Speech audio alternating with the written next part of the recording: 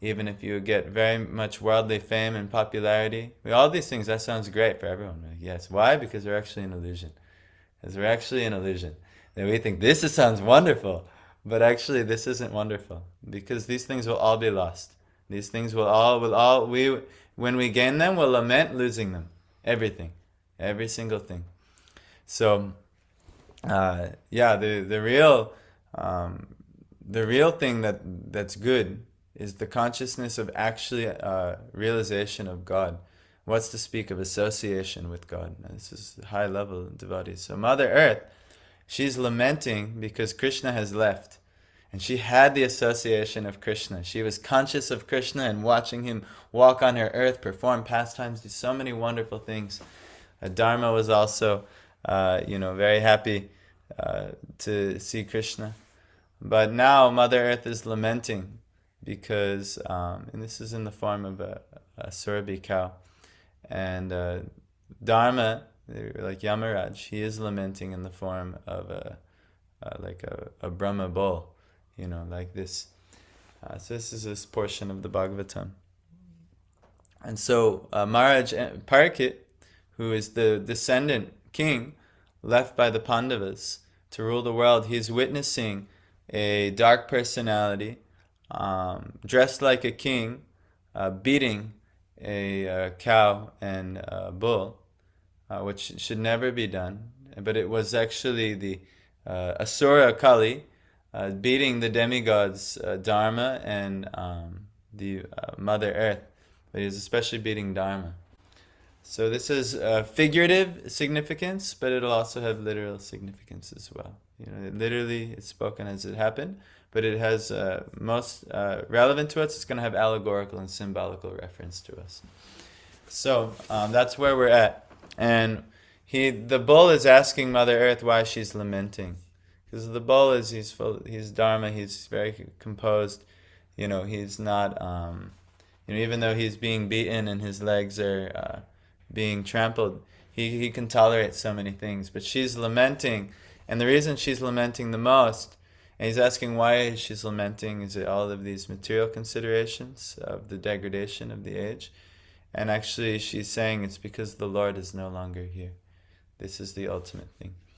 So figuratively, allegorically in our life, the Lord actually must be in our life. And if the Lord is in our life heavily in a really deep way, we're very conscious of Krishna, we're very conscious of the Lord, everything is wonderful.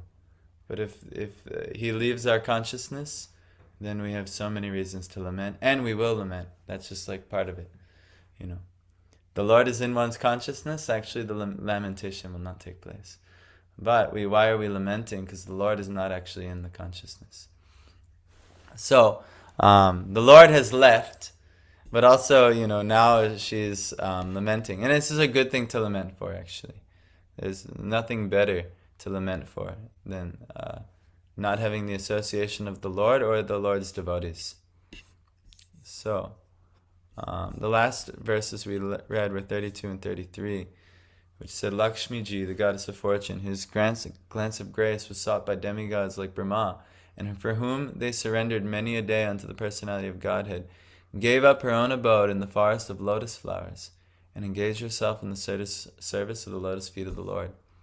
I was endowed with specific powers to supersede the fortune. Oh, you guys need to read on here, don't you? I'm sorry. But it's just the last verse. I was endowed with specific powers to supersede the fortune of all the three planetary systems by being decorated with the impressions of the flag, thunderbolt, elephant driving rod, lotus flower, which are signs of the lotus feet of the Lord. But at the end, when I felt I was so fortunate, the Lord left me. So she's lamenting this.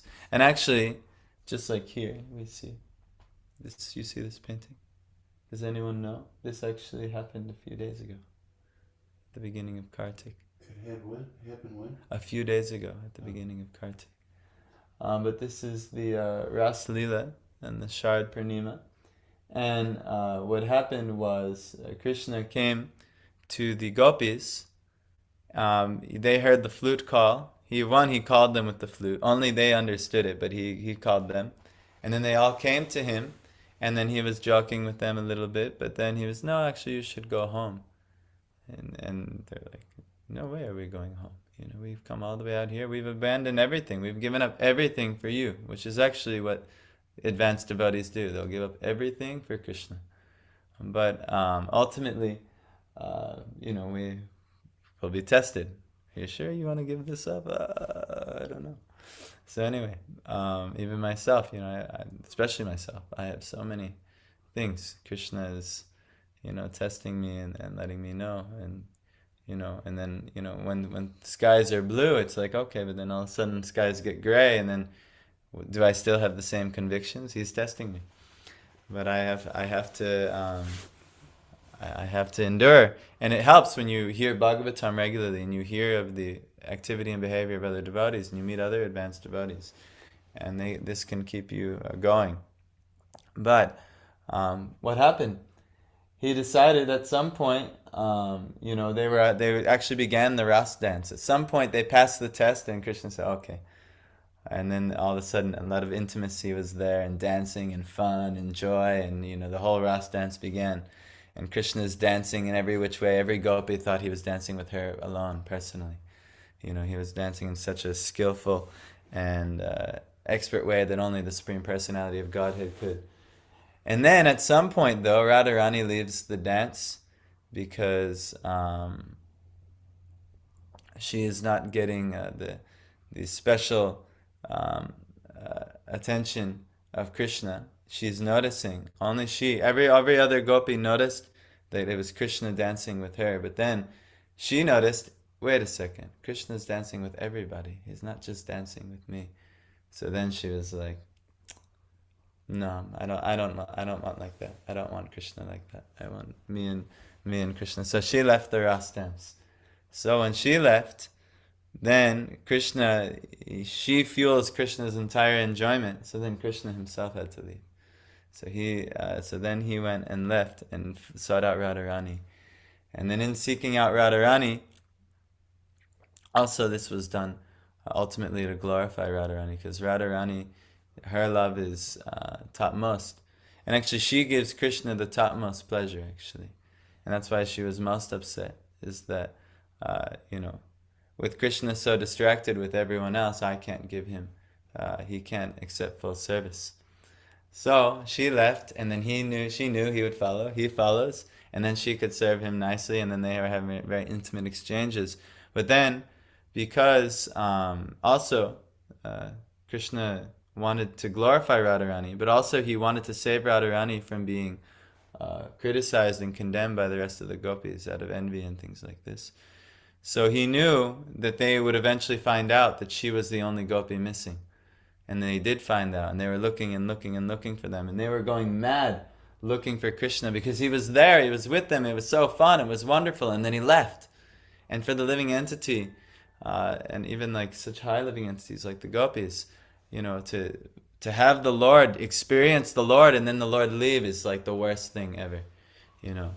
Like for us, we experience such mundane things like some wealth, rupees or dollars, and we have some dollars, we say, oh, it's very good, and then the dollars leave. Oh, what was me? My dollars are gone, right? You guys understand, right? These dollars. Madhav is only a young man, so not many dollars have been accumulated yet in this life. But you'll see as you grow and dollars accumulate, and then when you lose the dollars, then you say, oh, what was me? So many dollars are being lost.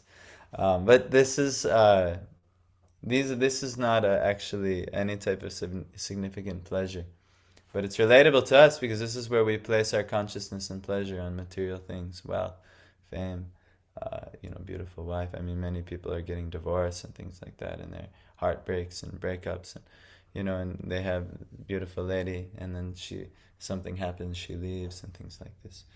So, and everyone is lamenting. But now imagine having the best thing. This is broken glass. You have the best thing, the crown jewel of existence, God himself. And then, but you don't even realize he's God. He's just like the best type of personality, the best friend, and,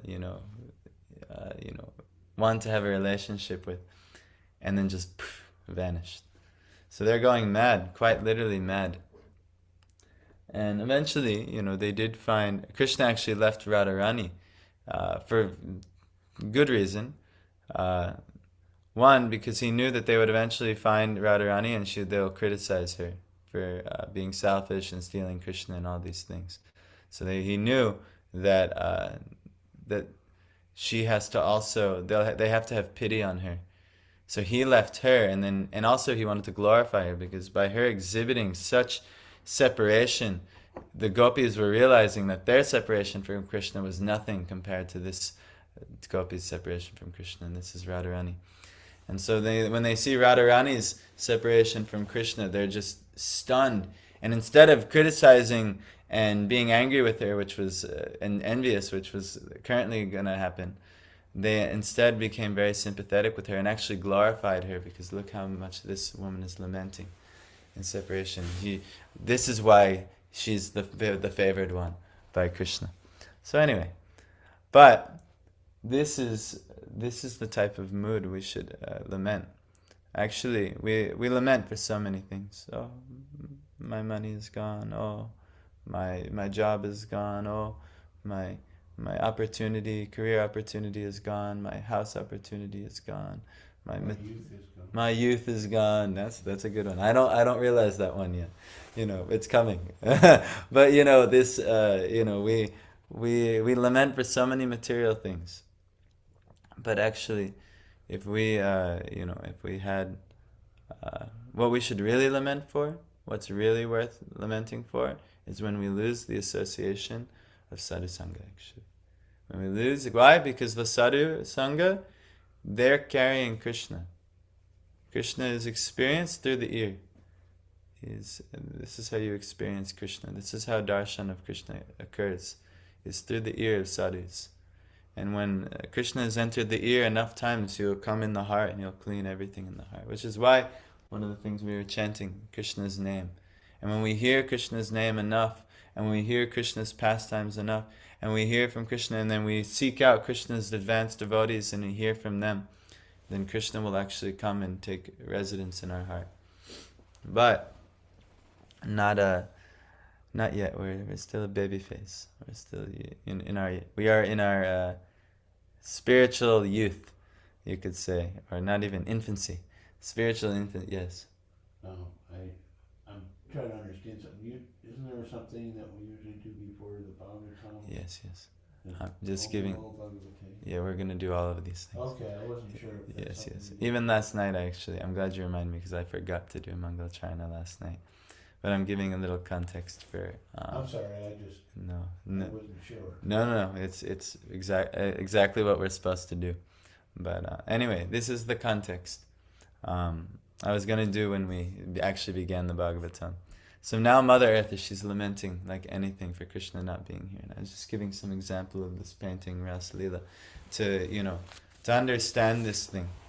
And then maybe some material examples, so we also understand. We also lament, but we lament for broken glass, as Dhruv Maharaj is saying. And instead there's the crown jewel of the Lord in the Lord's service.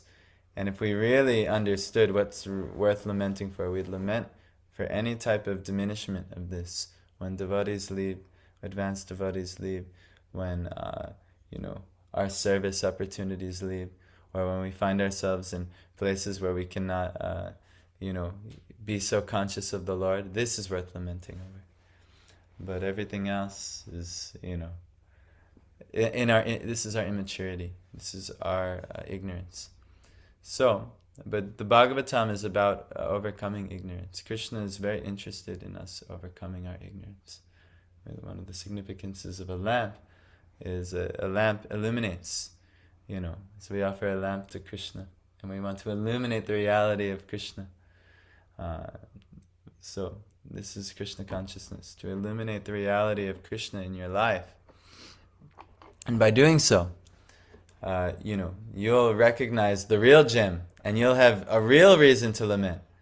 Oh, I have not even realized this thing. I have not even focused on this. I've been running around on the beach trying to pick up broken glass. But someone is offering me a jewel. They're saying I've inherited a jewel, and I'm wasting all this time collecting broken glass on the beach. But due to my spiritual inheritance, I have a jewel waiting for me at home if I can just go to the jewel. So this is all of our position. So, Om Namo Bhagavate Vasudevaya. Om Namo Bhagavate Vasudevaya. Om Namo Bhagavate Vasudevaya. Narayanam Namaskritya Naram Chaiva Narottamam Devim Saraswatim Vyasam Tato Jayam Mudiraya. Before reciting the Srimad Bhagavatam, before reciting the Srimad Bhagavatam, which is the very means of conquest, one should offer the respectful obeisances on the Supreme Personality of Godhead, Narayan, unto Narayan Rishi, the supremest human being, unto Mother Saraswati, the Goddess of Learning, and unto Srila Vyasadeva, the author. Shrinvatam Swakata Krishna Punya Shravana Kirtana Redyantastohya Badrani Vidhunoti Sarhitsatam. Sri Krishna, who is Paramatma, the super soul within the heart of each living entity, and the benefactor of the truthful devotee, cleanses the heart of material desire of the devotee, who has developed the urge to hear his messages, which are in themselves virtuous when properly heard and chanted. Nashta Prayeshva Badreshu Nityam Bhagavata Sevaya Bhagavati Uttama Shloke Bhaktir Bhavati Naishtaki. By regular hearing of the Bhagavatam and by rendering service to the pure devotee, almost all that is troublesome to the heart is completely destroyed in love of the Supreme Personality of Godhead, whose praise with transcendental songs establishes an irrevocable fact. So by hearing the Bhagavatam, our material desires, our desire to pick up broken glass on the beach, will be removed. And what will come in its place, all our troubles, our troublesome labor that we're doing in this world of picking up glass, all the scrapes and bruises and bumps and the heat of the sun and everything, it will go away. And what will come in its place? Love for God. We'll get this real jewel. We'll get the real wealth we're really looking for. And this is bhakti. So, hearing Bhagavatam is how it can come. What's the warning?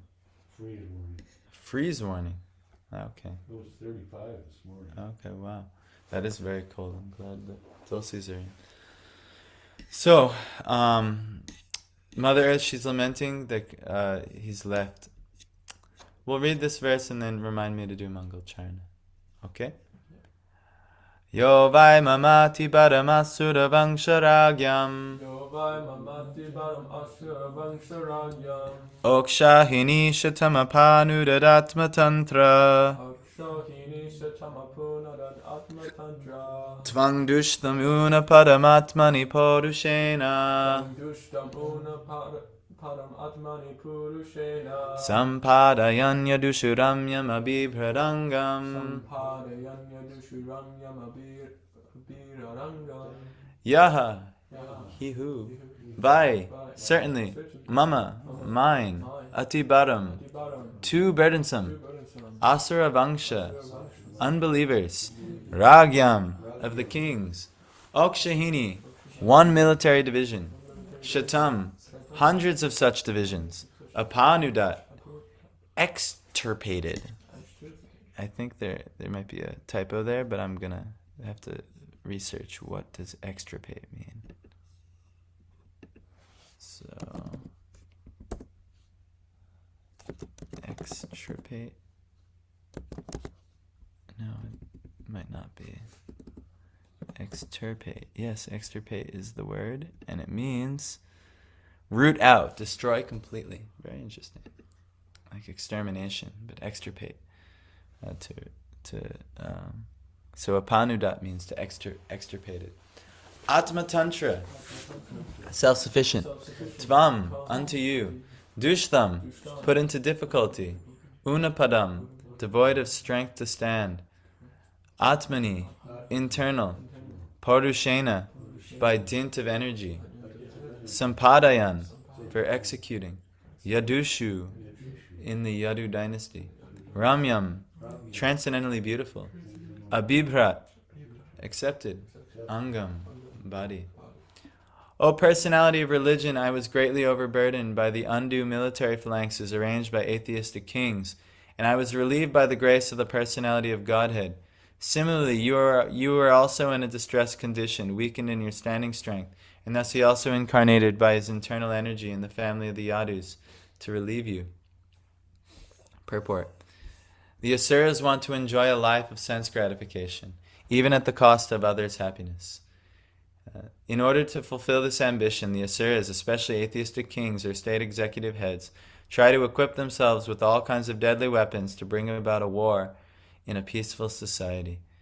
They have no ambition other than personal aggrandizement, and thus Mother Earth feels overburdened by such undue increases of military strength. By increase of the Asuric population, those who follow the principles of religion become unhappy, especially the devotees or devas. In such a situation, the personality of Godhead incarnates to vanquish the unwanted Asuras and to re-establish the true principles of religion. This was the mission of Lord Sri Krishna, and he fulfilled it. Jai. So, very good. We'll chant some prayers here, and we'll carry on. So, go to this introduction here. Okay, we're going to offer our respects to the spiritual masters who have helped us immensely.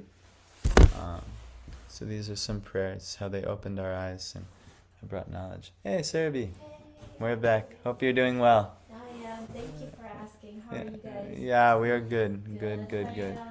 Hare Ram, Hare Krishna. So, all right. So, you guys, you can take, no problem. Chant along with me.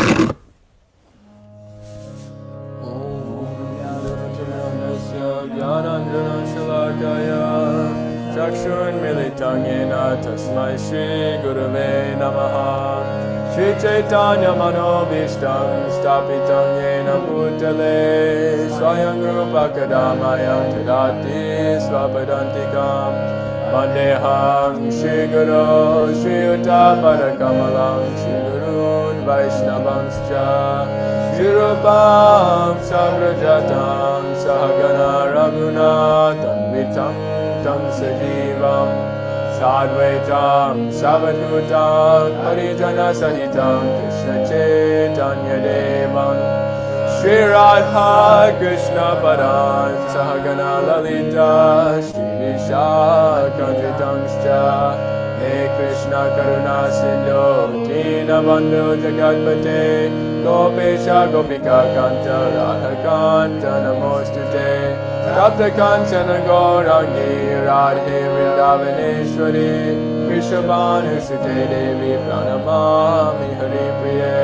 Panchakalpatubhyascha Kripa Sindhubhya Evacha Patitanam Pavanebhyo Vaishnavebhyo Namo Namaha Jai Shri Krishna Chaitanya Prabhu Nityananda Shri Advaita Gadadhar Srivasadi Gaura Bhakta Vrinda Hare Krishna, Krishna Krishna, Hare Hare, Hare Rama, Rama Rama, Hare Hare. Namo Vishnu Krishna Pristaya Bhutale, Srimate Bhaktivedanta Swamini Namine.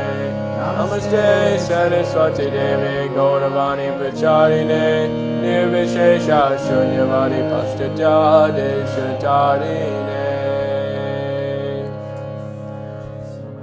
Obeisances unto my gurus, both Diksha and Shiksha, all of the Guru Varga, all of the incarnations of the Lord, personalities of Godhead who are assisting us in extirpating our material life, and what will come up in its place, like when you get out all of the weeds, the beautiful creeper of bhakti, like Tulsi Devi over here is so beautiful. Like this will come when, when we get rid of all of the unwanted things, unfavorable weeds, and this is what will come instead. So Bhagavatam is very interested in us doing that. And this is the point of the Bhagavatam. While Krishna has left and imparted this wisdom to Vedavyas, why Narada recommended that Vedavyas compile this sacred scripture, the final Vedic scripture. Now we have, from Vyas, at least, in this age at least. More has come actually in Chaitanya Lila, but that's a whole nother discussion. So, let's continue on reading. Kavasaheta virahang purushotamasya Kavasaheta viriham purushotamasya Prema valoka ruchidasmita valgujalpai Mavaloka rushirasmita valgo jalpai Sveryang samana maharan Madhumaninam Stayam samanam aharan madhumaninam Romotsavo mama yadangri vitan kitayaha Moksavo mamaya angri vitan hitayaha Ka, Ka who, va, either, saheta, can tolerate. Viraham, separation. Purusha Utamasya, of the Supreme Personality of Godhead. Prema, loving. Avaloka, glancing. Ruchira Smita, pleasing smile. Valgujalpai, hearty appeals. Stharyam, gravity. Samanam, along with passionate wrath. Aharat, conquered. Madhu, sweethearts. Manininang, women such as Satyabhama. Roma Utsava, hair standing on end out of pleasure. Mama, mine. Yat, whose, angry, feet. Vitankitaya, imprinted with. Who therefore can tolerate the pangs of separation from that Supreme Personality of Godhead? He could conquer the gravity and passionate wrath of his sweethearts like Satyabhama by his sweet smile of love, pleasing glance and hearty appeals. When he traversed my surface, I would be immersed in the dust of his lotus feet and thus would be sumptuously covered with grass, which appeared like hair standing on me out of pleasure. So this is Mother Earth's lamentation. So, there were chances of separation between the Lord and his thousands of queens because the Lord's being absent from home. But as far as his connection with earth was concerned, the Lord would traverse the earth with his lotus feet, and therefore there was no chance of separation. When the Lord left the surface of the earth to return to his spiritual abode, the earth's feelings of separation were therefore more acute. So very extreme. So the Lord was always with Mother Earth when she was here, or even he would separate from the queens time to time in his doing his duties. And then he, even with the residents of Vrindavan, he separated. But on the earth, she always was experiencing the Lord, but now no experience of the Lord. So she has very extreme lamentation. Oh, we on the end of the chapter. Tayor evan kathayoto Prithivi dharma yostada Parikshin nama rajarshi Prapta praching saraswatim Tayo, between them. Evam, thus. Kathayato, engaged in conversation. Prithivi, earth. Dharmayo, and the personality of religion. Tada, at that time. Parikshit, King Parikshit. Nama, of the name. Rajarishi, a saint amongst kings. Prapta, arrived. Prachim, flowing towards the east. Saraswatim, river Saraswati. While the earth and the personality of religion were thus engaged in conversation, the saintly King Parikshit reached the shore of the Saraswati river, which flowed towards the east. So now, what's going to happen here is Parikshit is not going to tolerate this abuse of these great demigods, Mother Earth, from whom we are standing on, and the Dharma, the principles of religion, from which all blessings come. So, Emperor Parikshit, who is the great ruler, and let's say myself, I have to organize this little house in this project here. If I see that Dharma is being abused here, anyone here, or myself, am abusing Dharma, and also the earth is being exploited, and we're exploiting resources and things like that. If any things like that is happening here, then if if I were to somehow be a devotee, then immediately I should challenge this thing and I should stop this thing here. Especially in. Say, even if you see, like, if it's not yours, and like a faucet was left running with water, stuff, you go shut it off. Yeah, save the energy. We're not here, like we have to use heat and things like that, but use what is needed and not like, all right, now lavish, abuse all the resources of the earth, abuse all of the wealth of the donors who are helping us pay, or abuse the wealth of pretty much the Airbnbs, the devotees here who are trying to help us pay. No, we don't. We use everything properly for Krishna's service. That's the main thing. And like that. But if we see that Dharma is being, hampered, and all these things are being used for sense gratification, then this must be stopped. So it would be my job, I would be the representative of Emperor Parikit here, to make sure that that's happening. And Bhagavatam holds me accountable. As I'm going through this Bhagavatam, and now as I'm sharing this Bhagavatam with you, I have to, wow, I'm talking about this thing. But then if you notice, hey, he's here doing a lot of nonsense activity, then I'm, oh my God, you're right, like this. And I have to, I have to be more properly situated. So that's the good news about when you put yourself out there to do kirtan or to share. It holds you accountable to actually smaran, remember these things, and actually live by them. Without smaran, nothing will happen, actually. Because you can hear, and I can say, Sampad, the whole purpose of your life is to be Krishna conscious and everything, and you'll be like, yes, this is very good. In the moment, when all the Indians are here, everyone is, yes. But then they go back out into the world, and because so many other things are coming into their brain, and then they forget. So this is, how do you not forget? You share with others. You put yourself out. I've been practicing for 8-9 years now. How am I remembering what I'm remembering? Is I'm sharing with others. That's the only way I'm remembering. Because I've heard so many things from so many great devotees. And every time, yes. And then I go live by it for one day, but then I hear so many things from, say, my parents, or say my job, or this thing and that, and then I hear so many other things, and then I forget what is my good sense. So anyway, yes, if you regularly hear these things, that's why by regular hearing of the Bhagavatam, almost all that is troublesome to the heart is completely destroyed. Regular hearing. If you regularly hear, you're not going to forget. But the problem is we're not regular. We're doing anishtita bhakti. Anishtita means, some bhakti is there, but, on my time. I'll do bhakti on my time. But regularly, nityam bhagavata sevaya means always. You're always doing. This is what Prabhupada wanted. This is what everyone always doing. So, but it takes time to build to that. But you have to build to that. You have to build to that. If you don't build to that, then you're going to get distracted.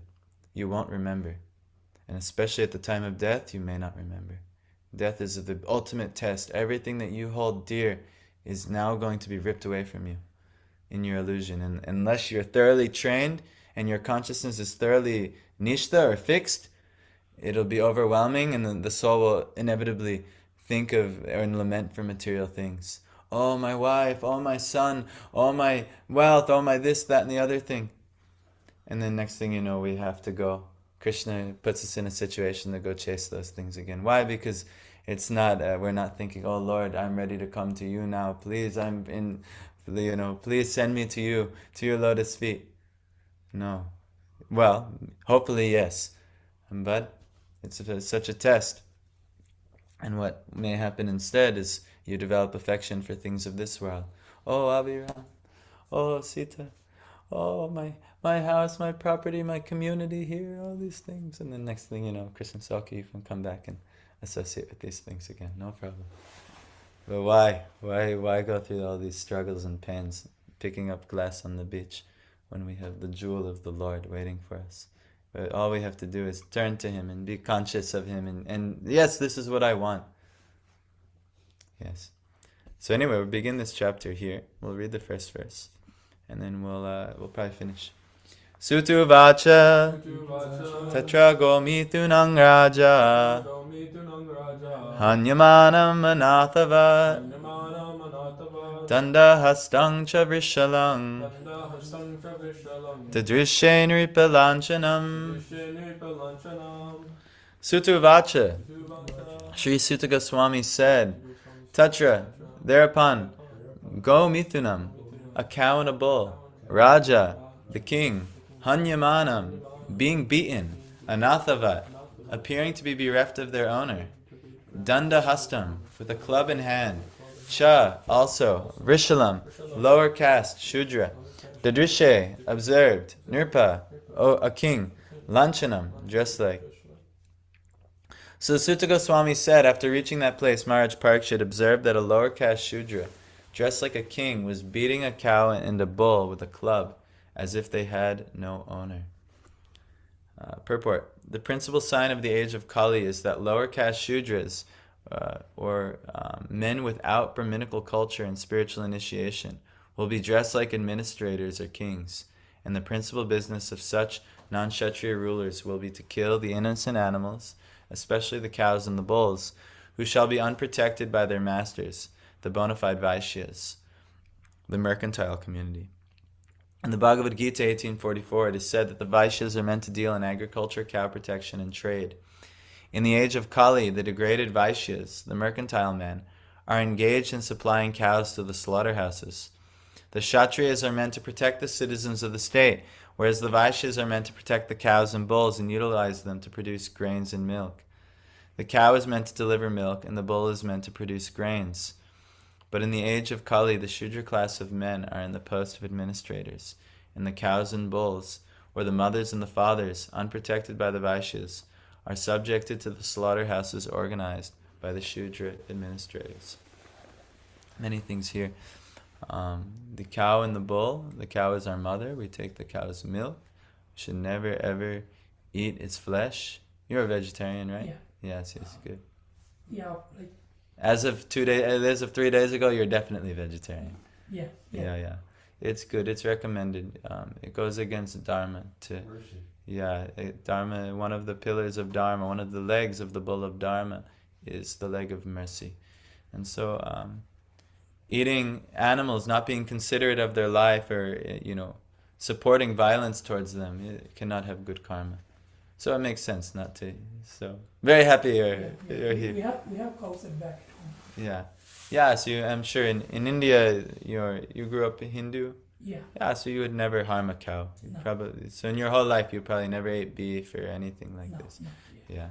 So no problem. And then when you came here, and then maybe someone told you other things, and maybe who knows what this influence has done. But actually, this should never be done. So the Bhagavatam is teaching us this. So why is this happening? Is because the Vaishya class has been degraded. The Vaishyas were meant for protecting cows. Like your family at home. In India, the culture is there to protect the cows. They know. There's also a huge black market of not protecting cows in India happening. So I'm sure you're aware. Yeah. But this is why those people are degraded.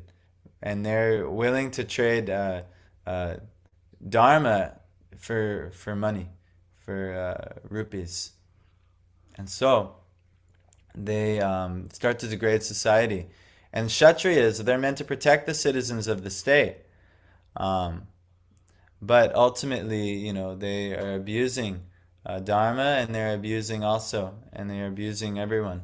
That's why we have all these political leaders, and they're all fighting, and they're doing this thing and that thing, and assassinating this person, assassinating this, and starting a genocide here, this, that, and the other thing. But they're also just chasing dollars, and they're using their power inappropriately, and they can't imagine the hellish results that will come to them for such actions. But this is our ignorance. We don't understand how karma is working. We don't understand if we abuse dharma, if we abuse the earth, and we don't use them in the Lord's service, then yes, we'll get a very bad result. And everyone is getting already. Some people are experiencing now. Oh, I'm suffering so badly, poorly in this life. Why? Because this is what it must come for the actions they've done. So we have to learn to tolerate these things.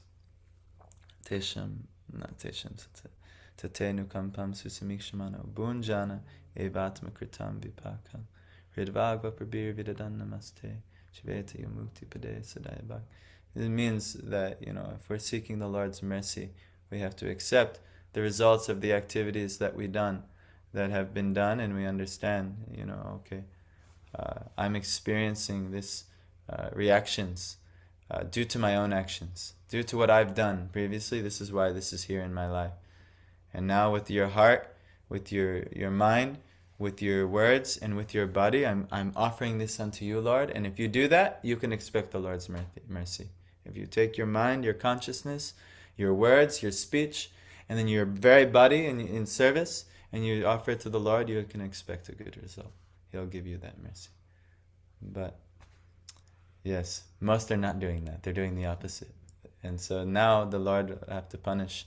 And it'll degrade society, and it'll degrade our lives.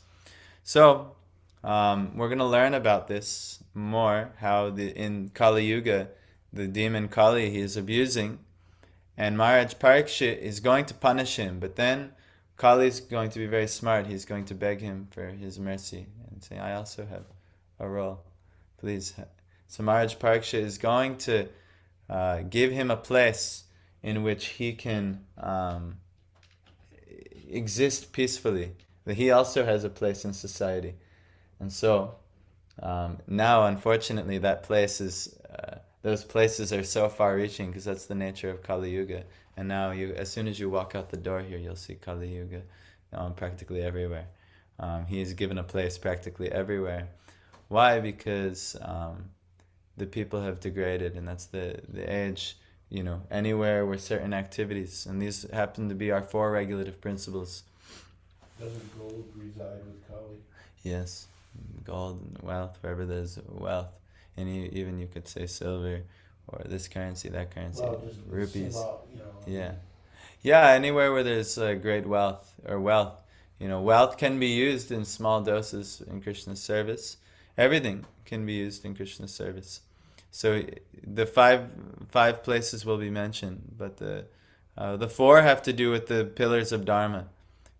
Anywhere where there is a lack of mercy, anywhere where, especially animal killing, is the symptom of a lack of mercy. So people who have lost mercy, they resort to animal killing, and then they usually will eat meat. And so anywhere where there's meat eating, Kali he's welcome to come and cause turmoil. Anywhere where the pillar of Dharma, austerity, austerity is discipline. Undisciplined people, they get intoxicated. Disciplined people, they refrain from so many unwanted things, or they'll never want to lose their mental clarity. But undisciplined people, they always want to lose their mental clarity. I just want to get away from this reality, and so then they take alcohol or marijuana or harder drugs and things like that, and they intoxicate themselves. So anywhere where intoxication is happening, or you could even say anywhere where undiscipline, a lack of discipline is, no one has any spiritual discipline, Kali is there, no problem. But intoxication is the symptom of a lack of discipline. Anywhere where there's a lack of cleanliness, cleanliness inside, outside, everything must be clean. Everything must be clean. That's why when we have pest problems here, what's the root cause? We have a lack of cleanliness in some way. So anywhere there's a lack of cleanliness, Kali has a place. But the ultimate symptom of a lack of cleanliness is illicit sex, or even the desire for sex life. This is a symptom of a lack of cleanliness. So in marriage, out of marriage, it doesn't matter. If you have a desire for sex, the heart is not clean. And then also then by engaging in sex, the body and life will not be clean. So you won't be clean. And Kali Yuga will run rampant. Kali will run rampant in your life when you become sexual. There is a way to have clean sex, but it's very infrequent. And you simply you offer this to the Lord. You do Garbhadan Samskara, and you pray for a devotee to come, and you like summon a devotee to come and join and to serve the Lord with you. And if you raise children to worship the Lord, like Madhav is doing with Craig, it becomes good. The sex life can become. Otherwise, if unwanted children come, it's unfortunate, but they'll disturb you. They'll just disturb everyone, actually, because they've lost the pillars of Dharma. So all children must become devotees. And if you're a devotee and your children, like Abhiram, if he doesn't become a devotee, he'll just disturb me so badly, and my wife, until we just have to go, It actually happens in the Bhagavatam. Sometimes the children become so disturbing, they just pick up and leave. The king of Tanapati said, the Venu has become so disturbing, I'm out of here. I'm leaving. So you'll see. And then the final one that will be mentioned is the pillar of Dharma is honesty. And honesty, anywhere where there's a lack of honesty, then Kali will run rampant.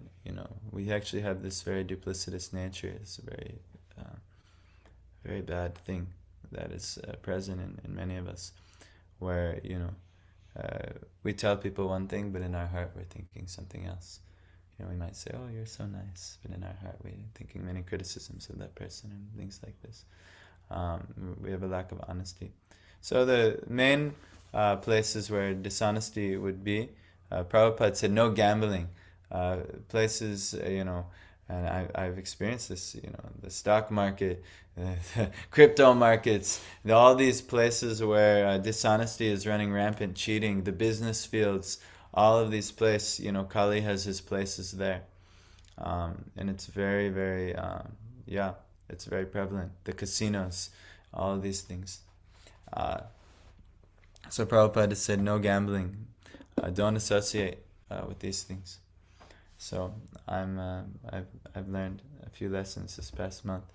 I was seeing how this is a way to make money, and it looks to be guaranteed, but actually it's very, very, very flimsy type of thing. Anyway, I also have to learn.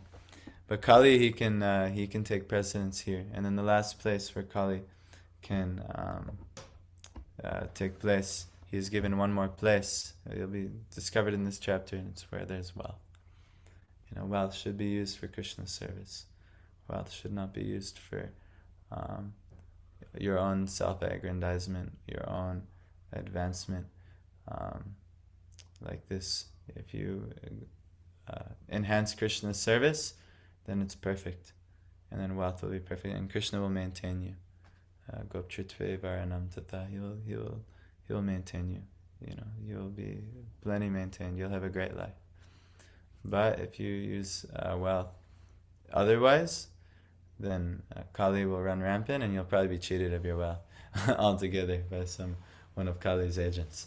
So anyway, you may learn this by experience. I've learned this by experience many times in my life. Anyhow, good luck. It's why every day we read Srimad Bhagavatam to live these things, understand these things, and live by them. I'm every day, having to, revisiting these things are so good for me. So I'm very grateful that I get to do this service, and I'm very grateful for you guys for joining in the service. Hare Krishna. Hare Krishna. So we do this just about every day when we don't have a program in the evening, or a program other days. So please join every day. It's if you can. It's in everyone's great benefit to do worship practices for the Lord. Not doing, you're... It's a complete package. I get to come and, hear Bhagavatam, Sadhu Sangha, and also see the deities and take prashadam. Yeah. You can't beat it. You can't beat it. It's everything. Prabhupada has given everything, and we're fools if we don't